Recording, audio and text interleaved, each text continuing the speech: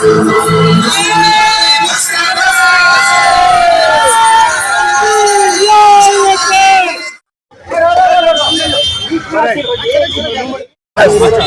चामराजपेट में पूरे जोश और जज्बे के साथ जश्न ईद मिलादुन नबी सल्लल्लाहु अलैहि वसल्लम मनाया जा रहा है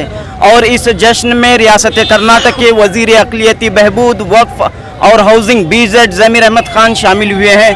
तो फरमाइए सर, आज के इस मौके पर क्या पैगाम आप देना चाह रहे हैं? सबसे पहले मैं आवाम को जश्न मिलादुन नबी की दिल की गहराई से मुबारकबाद देता हूँ और एक आज़िज़ाना गुजारिश करता हूँ, जो भी प्रोसेशन में जाते हैं वो DG VG ने दरूद शरीफ पढ़ के प्रोसेशन में जाना करके आप लोग से एक आज़िज़ाना गुजारिश करता हूँ। तो आपके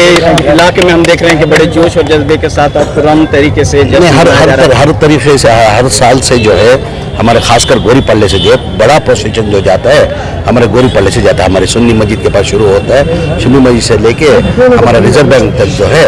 बड़ा पोजीशन जो है हमारे चामराजपेट हल्के से हर साल जाता है। ये 2-3 साल से मेरे को खुशी क्या हुई, पहले वो DG डाल के वो डांस करके गाना बजाना डाल के जाते थे। अभी अल्लाह का फजलो करम है 3-4 साल से जो है हर आदमी 20 से दरूद शरीफ पढ़ के जाता ना, नबी के इसके अंदर दरूद शरीफ पढ़ के जाता ना, वो देख के मेरे को बहुत खुशी हुई। तो रियासत के लिए क्या पैगाम रहेगा? मैं अल्लाह से दुआ करता हूँ देश के अंदर खाली कर्नाटका करके नहीं, देश के अंदर अल्लाह मैं ऐसे दुआ करता हूँ अमन और सुकून रखे करके अल्लाह से दुआ करता हूँ।